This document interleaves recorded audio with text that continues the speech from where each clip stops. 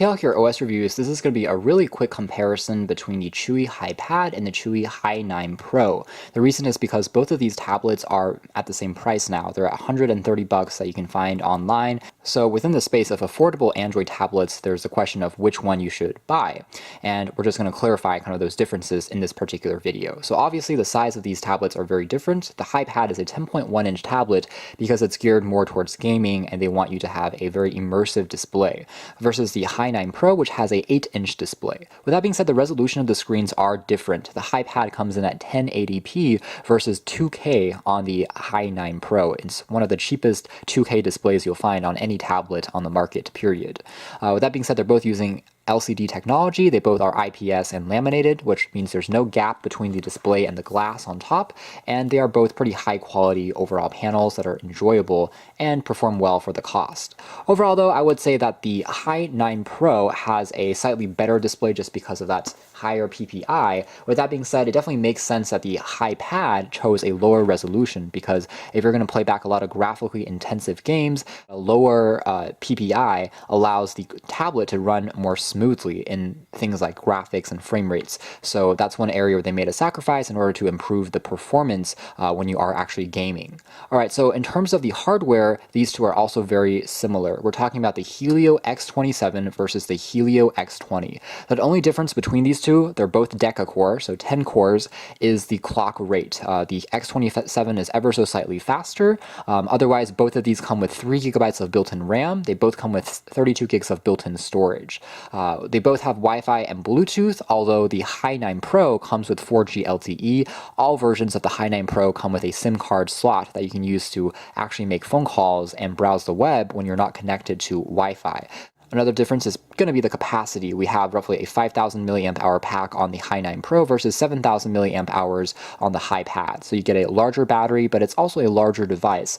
In general though, I find the battery performance of the HiPad to be superior just because the larger capacity combined with the less high resolution display means I can get usually 2 to 3 days of use compared to about 1 day on the Hi9 Pro.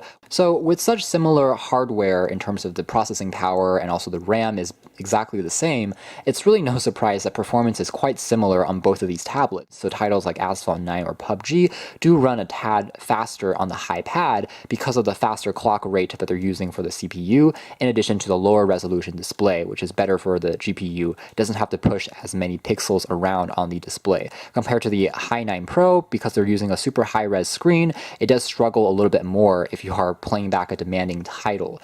So there is a difference there. With that being said, for general navigation, for watching YouTube and browsing the web, they are very similar. In fact, I'd argue that if watching video and media is your #1 priority, the Hi9 Pro is actually a better value, just because you have a better display, higher PPI, better for watching super HD content, and it's going to be more immersive as well, just because the display has smaller bezels compared to the Hi9 Pad. The HiPad is also, of course, a heavier device because it's larger, and as a result, you do have to leave more space available in your backpack or in your bag. So if you want something very light and portable, obviously this small form factor will be much better to handle. I also want to point out that in terms of the camera performance, even though that's very much a secondary consideration, the Hi9 Pro does have a better sensor. It's 8 megapixels, it's autofocus from Samsung versus 5 megapixels on the HiPad, which I think is an IMX sensor. And this one here produces not great results. It's one of the weaker cameras I've seen in a recent tablet. So if photography is, for whatever reason, more important to you, maybe for document scanning, the Hi9 Pro is going to be a better choice.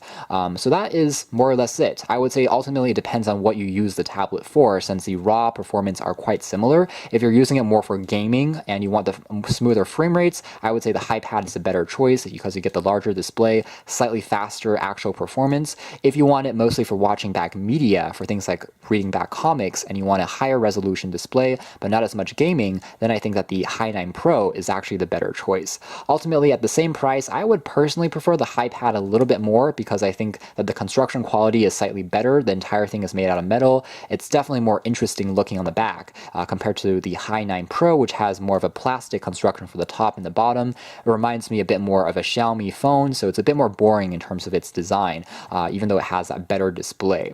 I would also say that the Hi9 Pro, again, has a better camera. It has a slightly better speaker as well, since it's a little less tinny in my testing, but this one does get a little bit louder. The Hi9 Pro doesn't have as good of a haptic engine as the HiPad, so the HiPad, whenever it vibrates when you're pressing a key, or if you're playing back a game and you're hitting a wall or something, the vibration motors on this does feel a lot more high quality than on the Hi9 Pro. In terms of Wi-Fi reception and connectivity, again, the HiPad has an edge because it supports 4G LTE. In addition, it has slightly stronger antenna reception because of the plastic plates versus this one, which tends to be 1 or 2 bars behind.